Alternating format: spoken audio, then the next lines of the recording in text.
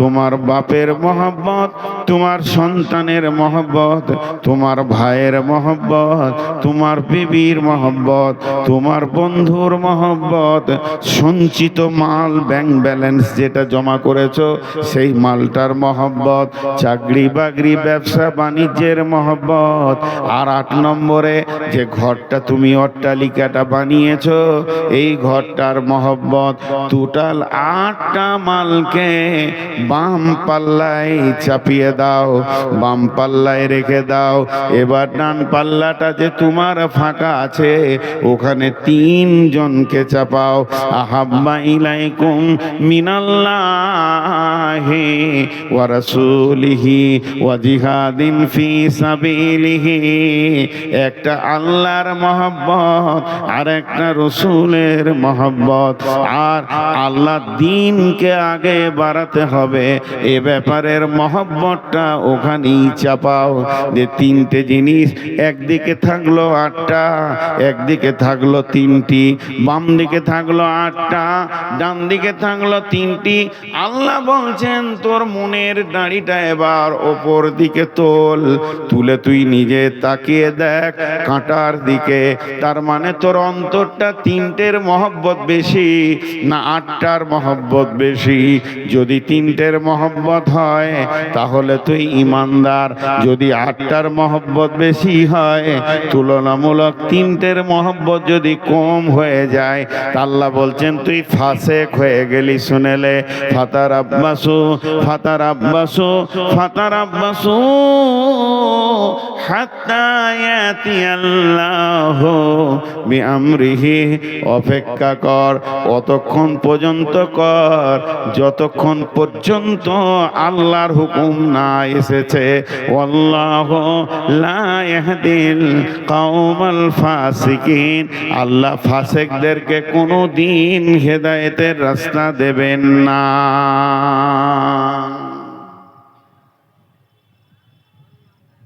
পানি খাবেন নাকি? আর খায়? মনে মনে রাগ করছে।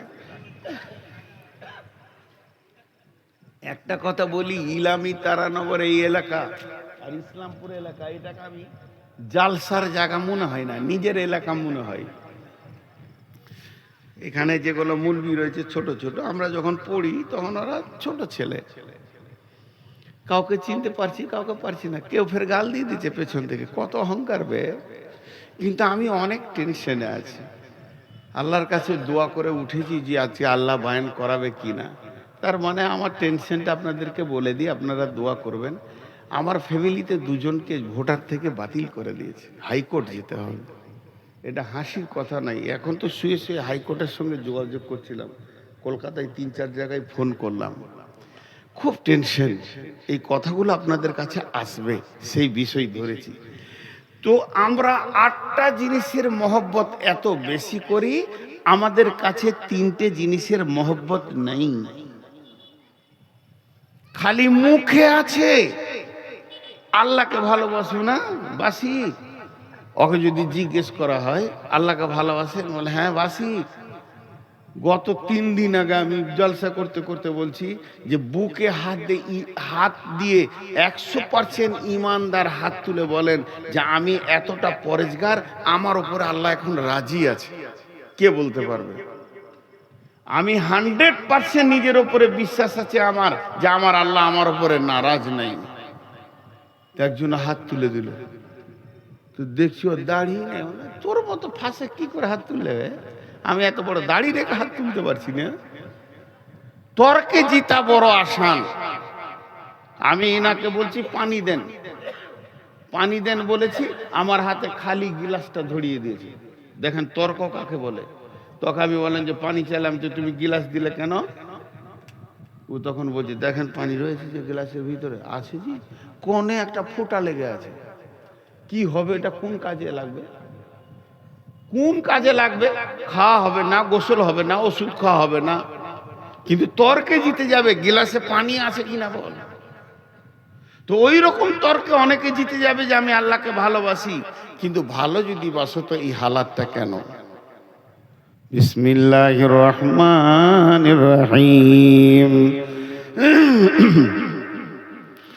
তাই আল্লাহ তাবারাক ওয়া তাআলা বললেন ফাতারাব্বাসু হাত্তা ইয়াতিয়াল্লাহু বিআমরিহি ওয়াল্লাহু লা ইয়াহদিল কওমাল ফাসিকিন।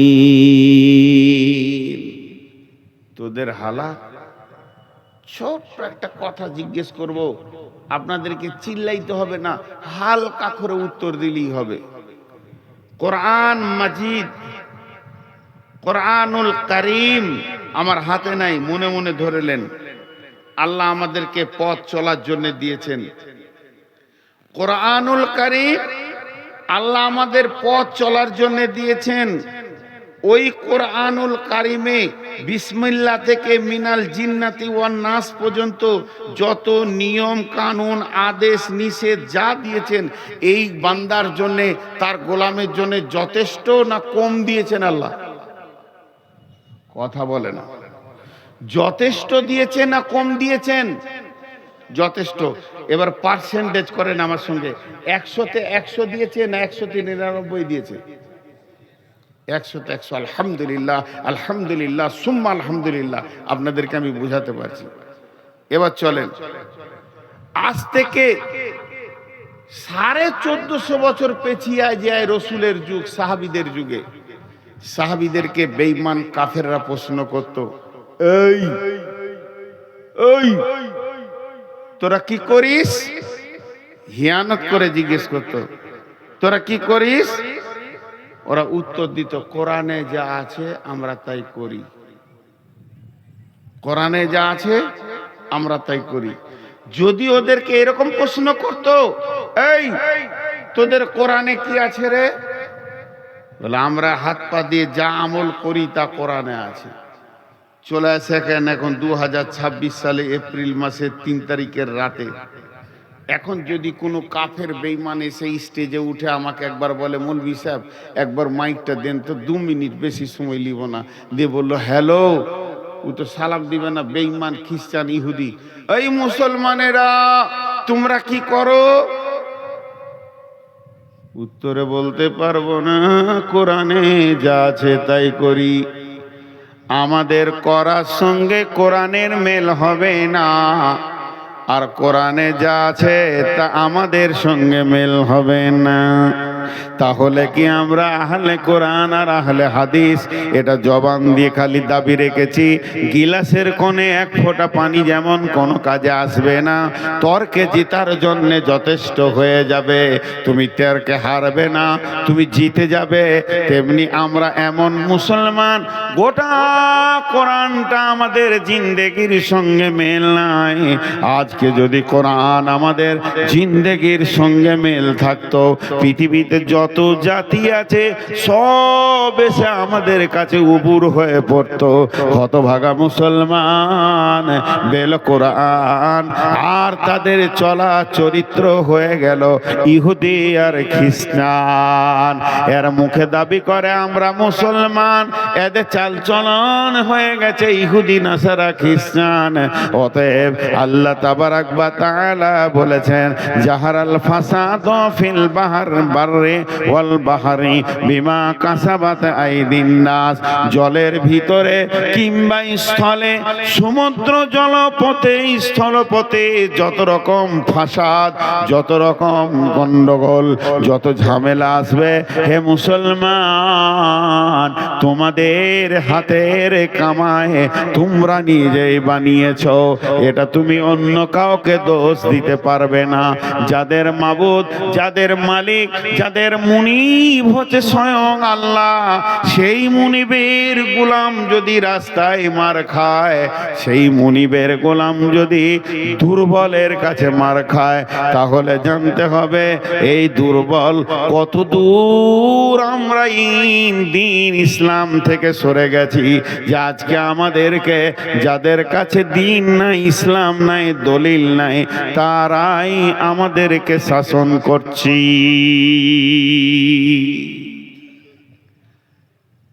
জি, একটা স্বপ্নের কথা বলবো। বিশ্বনবী ফজরের নামাজ পড়ে মুক্তাদিদের দিকে ঘুরে বসে জিকির আজকার করতেন। কোন দিন বলতেন, কেউ স্বপ্ন দেখেছো? স্বপ্ন দেখেছো তো বলো, স্বপ্নের মানেটা আমি করব। কোন দিন নবীজি নিজে স্বপ্ন দেখতেন, যে বলতেন আমি এই জিনিস রাত্রিতে দেখলাম। কোন দিন আবার সাহাবীরা স্বপ্ন দেখলে মসজিদে সালাম ফিরা হয়ে গেলে উঠে দাঁড়িয়ে বলতেন, ইয়া রাসূলুল্লাহ, আজকে রাত্রিতে আমি ঘুমে একটা বড় স্বপ্ন দেখেছি, স্বপ্নটা আপনাকে বলছি, এই স্বপ্নটা তর্জমাটা করে দেন। অনেকক্ষণ থেকে ডিস্টার্ব করছে। এইটা হতো। বিশ্বনবী ফজরের সালাতে সালাম ফিরলেন, আর মুক্তাদিদের দিকে মুখ করে বসেছেন। এমন সময় একজন সাহাবী উঠে দাঁড়ালেন আর বললেন, ইয়া রাসূলুল্লাহ, ইয়া হাবিবাল্লাহ,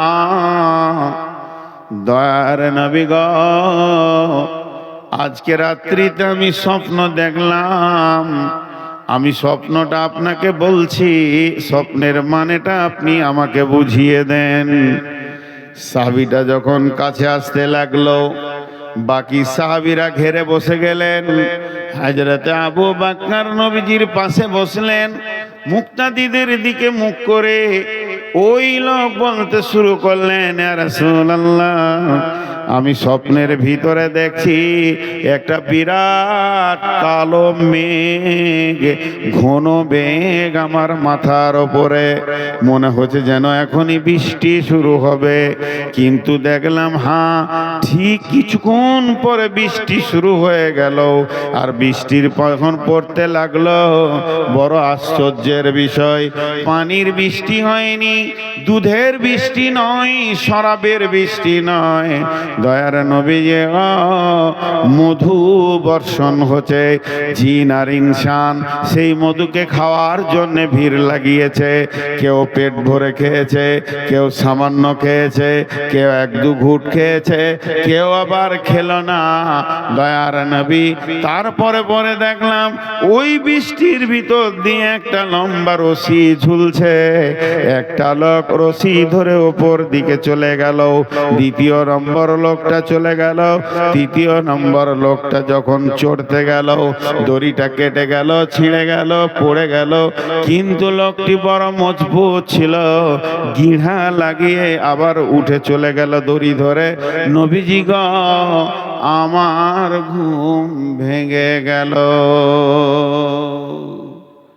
আবু বকর বসে আছেন রসুলের পাশে। তা আবু বকর কি করছে, যে স্বপ্ন দেখেছে ওর মুখের দিকে একবার দেখছে, রসুলের মুখের দিকে একবার দেখছে, আবার ওর দিকে দেখছে, আবার এদিকে দেখছে। আল্লাহ নবী বলছে, আবু বকর তুমি কেন এমন করছো? বলছে, হুজুর, ও স্বপ্নে কি দেখেছে এই মানেটা আমি করে দিতে পারবো। আমি আজকের স্বপ্নের মানেটা বলে দিতে পারবো, কিন্তু আপনি যদি পারমিশন দেন, ভুল হলে তো আপনি আছেন। নবীজি বলেন, আবু বকর তুমি বলো। মুসলমান কান করে শুনেন।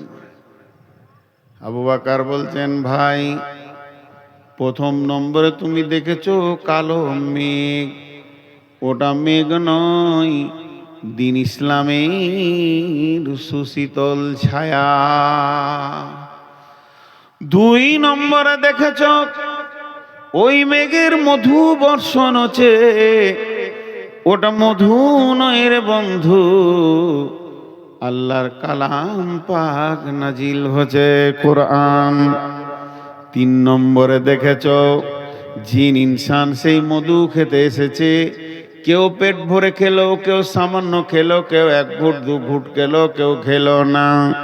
তার মানে ওখানে যে মধু পেট ভরে খেয়েছে কোরআনের হাফেজ হবে, আবার অল্প খেয়েছে অল্প মুখস্থ করবে, এক দু ঘুট খেয়েছে ছোট ছোট দুটো একটি সূরা মুখস্থ করবে। কিন্তু যে মোটি খেলো না, আল্লাহ তাকে কোরআন পাকের মতো জ্ঞান দেবেন না। এরপরে তুমি দেখেছো ওই বৃষ্টির ভিতর দিয়ে একটি রাস্তা, একটি রশি ঝুলছে। ওটা রশি লয় ভাই, ওটা সূরা বাকারার একটি আয়াত, ইহদিনাস সিরাতাল মুস্তাকিম। ওটাই হলো জান্নাতের রাস্তা। তুমি একজনকে দেখেছো চলে গেল, তীরে কেউ নয়, তিনি হলেন নবী মুহাম্মদুর রাসূলুল্লাহ সাল্লাল্লাহু আলাইহি ওয়াসাল্লাম। ওই রাস্তায় চলে গেলেন। তারপরে আর একজনকে দেখেছো, সেটা আমি আবু বকর চলে গেলাম। তারপরে 3 নম্বরের লোকটা রশি ধরতে গেল, কেটে গেল, ওটা হলে হযরতে উমর, ওকে শহীদ করা হবে, ও উঠে চলে গেল। তোমার ঘুম ভেঙে গেল। এটা হলো ইসলামের সুশীতল ছায়া। কোনো একদিন এদেশের মাটিতে কালেমার পতাকা উড়বে, তৌহিদের পতাকা উঠবে। সেদিন মুসলমান দুঃখ বেদনা ভুলে হাসিতে দুলবে, হাসি আর খুশিতে দুলবে। রবে না ব্যভিচার, রবে না অন্যায় অবিচার, থাকবে না জুলুম অত্যাচার, সকলে শান্তিতে বাস করবে। কোনো একদিন এদেশের মাটিতে কালেমার পতাকা উড়বে।